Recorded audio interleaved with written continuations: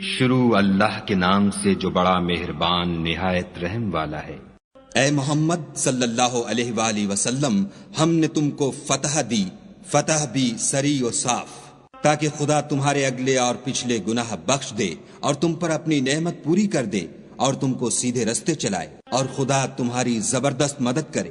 وہی تو ہے جس نے مومنوں کے دلوں پر تسلی نازل فرمائی تاکہ ان کے ایمان کے ساتھ اور ایمان بڑھے، اور آسمان اور زمین کے لشکر سب خدا ہی کے ہیں، اور خدا جاننے والا اور حکمت والا ہے۔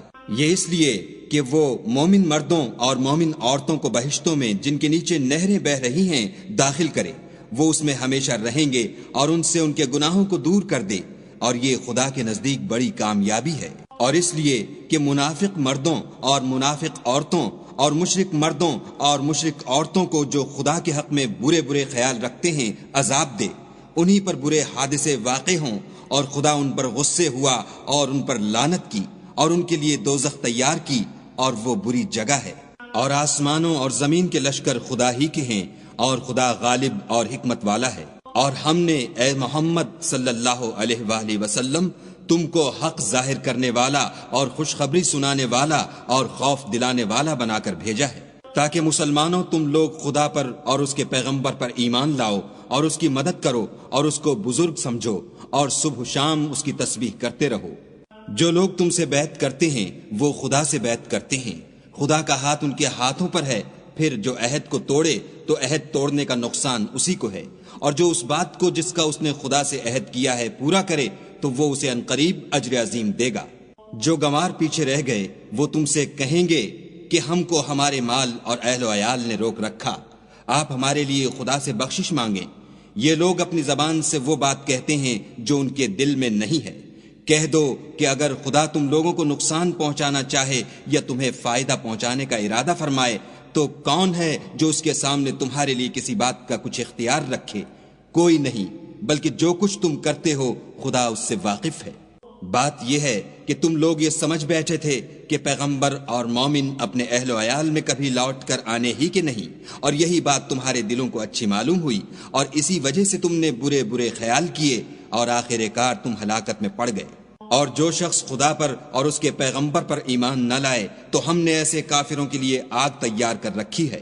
اور آسمانوں اور زمین کی بادشاہی خدا ہی کی ہے، وہ جسے چاہے بخشے اور جسے چاہے سزا دے، اور خدا بخشنے والا مہربان ہے۔ جب تم لوگ غنیمتیں لینے چلو گے تو جو لوگ پیچھے رہ گئے تھے وہ کہیں گے ہمیں بھی اجازت دیجیے کہ آپ کے ساتھ چلیں۔ یہ چاہتے ہیں کہ خدا کے قول کو بدل دیں، کہہ دو کہ تم ہرگز ہمارے ساتھ نہیں چل سکتے، اسی طرح خدا نے پہلے سے فرما دیا ہے۔ پھر کہیں گے نہیں، تم تو ہم سے حسد کرتے ہو۔ بات یہ ہے کہ یہ لوگ سمجھتے ہی نہیں مگر بہت کم۔ جو گنوار پیچھے رہ گئے تھے ان سے کہہ دو کہ تم جلد ایک سخت جنگجو قوم کے ساتھ لڑائی کے لیے بلائے جاؤ گے، ان سے تم یا تو جنگ کرتے رہو گے یا وہ اسلام لے آئیں گے۔ اگر تم حکم مانو گے تو خدا تم کو اچھا بدلہ دے گا، اور اگر منہ پھیر لو گے جیسے پہلی دفعہ پھیرا تھا تو وہ تم کو بری تکلیف کی سزا دے گا۔ نہ تو اندھے پر گناہ ہے کہ سفر جنگ سے پیچھے رہ جائے، اور نہ لنگڑے پر گناہ ہے اور نہ بیمار پر گناہ ہے۔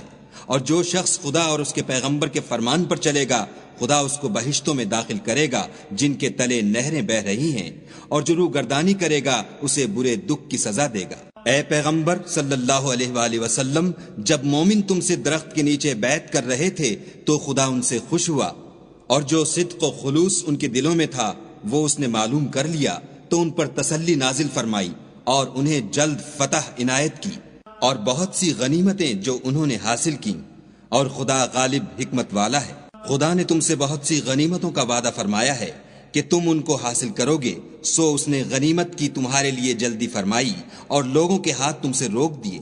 غرض یہ تھی کہ یہ مومنوں کے لیے خدا کی قدرت کا نمونہ ہے اور وہ تم کو سیدھے رستے پر چلائے، اور غنیمتیں دیں جن پر تم قدرت نہیں رکھتے تھے، اور وہ خدا ہی کی قدرت میں تھیں، اور خدا ہر چیز پر قادر ہے۔ اور اگر تم سے کافر لڑتے تو پیٹھ پھیر کر بھاگ جاتے، پھر کسی کو دوست نہ پاتے اور نہ مددگار۔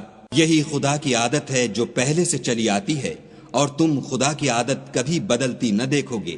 اور وہی تو ہے جس نے تم کو ان کافروں پر فتح یاب کرنے کے بعد سرحد مکہ میں ان کے ہاتھ تم سے اور تمہارے ہاتھ ان سے روک دیے، اور جو کچھ تم کرتے ہو خدا اس کو دیکھ رہا ہے۔ یہ وہی لوگ ہیں جنہوں نے کفر کیا اور تم کو مسجد حرام سے روک دیا اور قربانیوں کو بھی کہ اپنی جگہ پہنچنے سے رکی رہیں، اور اگر ایسے مسلمان مرد اور مسلمان عورتیں نہ ہوتیں جن کو تم جانتے نہ تھے کہ اگر تم ان کو پامال کر دیتے تو تم کو ان کی طرف سے بے خبری میں نقصان پہنچ جاتا، تو بھی تمہارے ہاتھ سے فتح ہو جاتی، مگر تاخیر اس لیے ہوئی کہ خدا اپنی رحمت میں جس کو چاہے داخل کر لے۔ اور اگر دونوں فریق الگ الگ ہو جاتے تو جو ان میں کافر تھے ان کو ہم دکھ دینے والا عذاب دیتے۔ جب کافروں نے اپنے دلوں میں ضد کی اور ضد بھی جاہلیت کی تو خدا نے اپنے پیغمبر اور مومنوں پر اپنی طرف سے تسکین نازل فرمائی اور ان کو پرہیزگاری کی بات پر قائم رکھا، اور وہ اسی کے مستحق اور اہل تھے، اور خدا ہر چیز سے خبردار ہے۔ بے شک خدا نے اپنے پیغمبر کو سچا اور صحیح خواب دکھایا کہ تم خدا نے چاہا تو مسجد حرام میں اپنے سر منڈوا کر اور اپنے بال کتروا کر امن و امان سے داخل ہوگے، اور کسی طرح کا خوف نہ کرو گے۔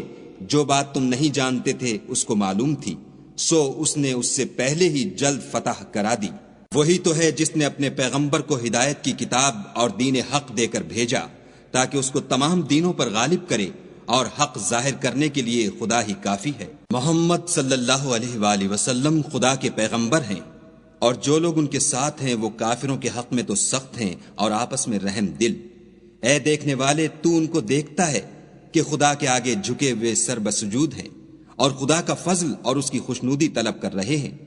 کثرت سجود کے اثر سے ان کی پیشانیوں پر نشان پڑے ہوئے ہیں۔